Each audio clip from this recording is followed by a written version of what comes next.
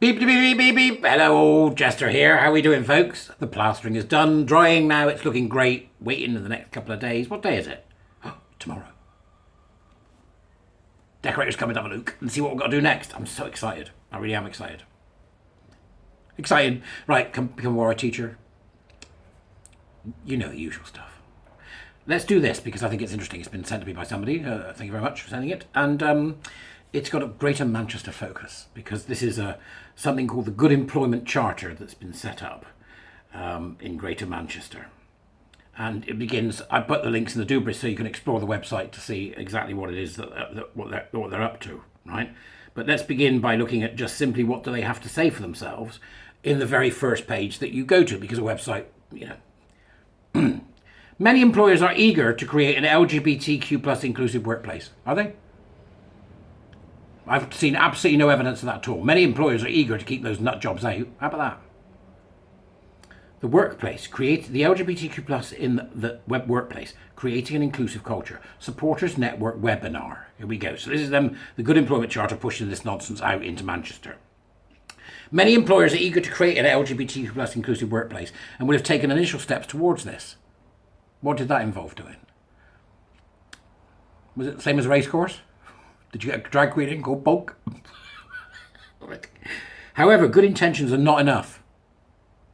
It'll never be enough. Nothing's ever enough. Don't let these people in your business, Manchester. Don't let these people in your business. They're not enough to embed a truly inclusive culture. And employers need to implement practical actions to achieve inclusivity. It'll never be enough. Whatever you do, don't let these people in the door. Right?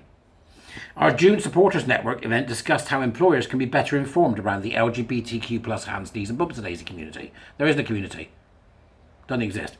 And how they can implement a more open culture in their workplace, really. This blog summarises the key points from the event and ends with a list of relevant resources and a full video recording. So fill your boots. Go and have a look and see what these people are up to. Greater Manchester, this is.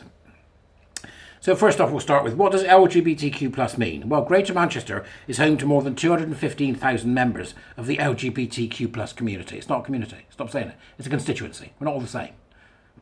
This is larger than the population of Bury. Strange thing to say. This is larger than the population of a cinema when it's full. And similar to the population size of Rochdale, Oldham or Tameside. Creating workplaces that are inclusive and respectful to the LGBTQ plus community is imperative in creating positive working environments for all across Greater Manchester. No, it's not. They're going beyond the law. You can see it coming, can't you? I'm sure it's coming.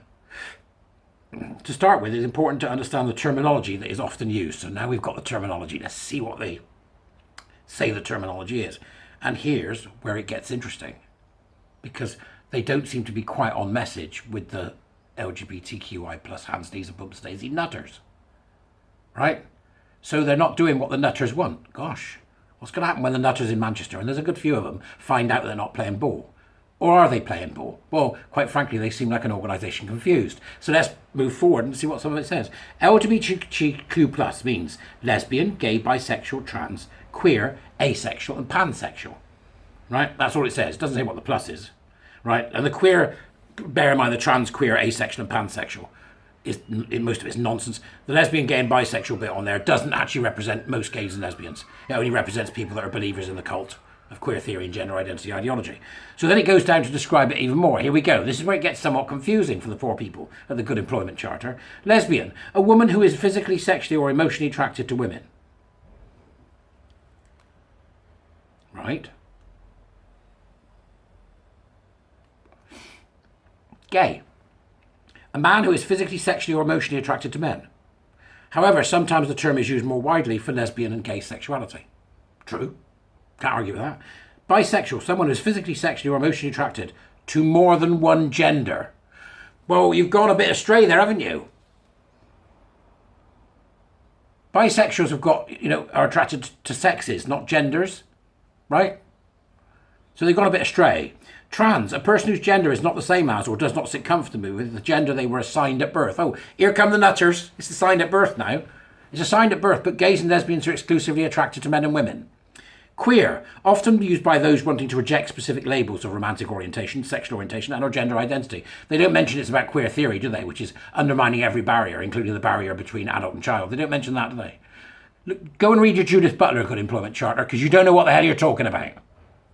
Questioning. The process of exploring your own sexual orientation or gender identity is nonsense. It's just nonsense. It's just a made-up term for people that are confused. Intersex, a person who... Don't use that. It's DST or VST. What's wrong with these people? A person who may have the biological attributes of both sexes, or whose attributes don't fit with societal assumption of what constitutes as male or female. That's just rubbish. I'll leave those of you in the DST, VST arena to explain why that's rubbish, if you would, please. Asexual, a person who does not experience sexual attraction. Nobody cares who you're not screwing. Pansexual, a person whose attraction towards others is not specific to sex or gender. Right, so what are they attracted to then? What, farts? Pansexual doesn't exist. Cis, someone whose gender identity is the same as the sex they were assigned at birth. I thought it was different, right? And it's got nothing to do with assigned at birth, and gender identity doesn't exist. Ally, a straight and or cis person who supports members of the LGBTQ+ community. That doesn't mean a damn thing. This information is gathered, wait for it, from Stonewall. Please access this link to learn more. This is important terminology for employers to know. It's not. You don't need to know it. You just need to know how to spot the grievance merchants, how to spot these individuals, and ensure they do not get into your organisations. Everyone deserves to have their identity and their pronouns respected and recognised in the workplace. No, they don't. No, they don't. Do not make your staff lie. You will rue the day you let these people in the door, because they are the thieves of time. They will bring a template of grievance and oppression and power, which we've seen in other organisations like universities, and they will make your business moribund. Don't do it. Pronouns frequently used include he, him, his, she, hers, and they, them, theirs. Additionally, there are a number of gender-neutral pronouns that can be used. You can read more about that if you want to. It is important to encourage employees to be comfortable sharing their pronouns. This can be verbal or facilitated through other means, such as an email signatures and ID badges. Do not engage with this. This is the cult in action, okay? Called Good Employment Charter, the Greater Manchester Good Employment Charter. This applies to colleagues who are part of the LGBTQ+ community, but also those who are not. Specifying pronouns makes important steps in challenging gender assumptions and showing general solidarity. Solidarity with what? Communism. Try not to be afraid of making mistakes, but be aware of them when they happen and keep making these efforts to get it right. Don't. Do not alter how you see reality in order to please these people. Providing LGBTQ+ awareness training in your workplace is fundamental. No, it's not. I can do it for you in an hour. On a live stream. Five or Ed. Just let me know, right? In your training, it's fundamental to increasing awareness. There's plenty of training courses already out there, such as from the LGBT Foundation and Stonewall. LGBT Foundation, who recently put up a guide for what it is to be a woman with a picture of a LARPing bloke on the front of it, got so much pushback and had to take it down. And Stonewall, what need I say anymore? The Nolan podcasts, right? There are also specific guidance documents available, advice for managing transitioning, how to adopt gender-neutral language, right? This is the cult in absolutely full action, right? They mentioned building equality in the construction sector, which they're completely captured.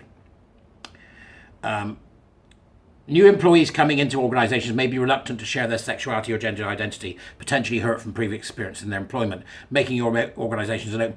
Yeah, I don't want people coming into an organisation declaring their sexuality. Good afternoon, my name's Barry, I'm your new MD, and by the way, I'm a raging homo. Right? It's just not, these people are sick. Bring your whole self to work. Right? There's something wrong with all this. Right? This isn't about reinventing the wheel. So who have we got? The Proud Trust. Oh, that's the dice people, by the way. You remember? Throw the dice with the kids, stick the finger up the anus. Right? Stonewall. A gendered intelligence. And Manchester Pride's All Equals Charter, which I'm currently investigating as part of my Manchester Pride investigation to do with the breach of the Equality Act. Well, there we go. There's your bunch of nutters for the day. It's called the Good Employment Charter. And when you go to their About section, which I urge you to do so, the first thing you'll see is a picture of Andy Burnham, the Mayor of Manchester. What are you doing, Andy? What are you doing? What are you doing supporting this? Greater Manchester is once again leading the way with the Greater Manchester Good Employment Charter. Now, understand that this Good Employment Charter is open to small businesses and large businesses, but it's the small businesses and large and medium businesses that have nothing to do with this. Do not engage with this. You do so at your own peril and it will ruin your business. It's that simple. Okay? Go and have a look. Tell me I'm wrong. I'm quite happy to be proved wrong, but they are essentially providing another tick box exercise, pushing the ridiculous All Equals Charter. It's a Stonewall Mark II. It's another get yourself up the ladder thing where you pay them for the advice that they give you so that you can get up their ladder. Do not engage in any form whatsoever. It is an absolute boondoggle. Who gave these people money? That was what I'd like to know first. Where do they get it from? Well, it looks like Greater Manchester Combined Authority are involved. Andy Burnham, the Mayor of Greater Manchester, is involved. It's a disaster for Manchester businesses if they get involved with this. An absolute disaster. And I don't know what Andy Burnham thinks he's playing at, because he's no fool. But there we go. Something about Manchester for a change. I'll see you later.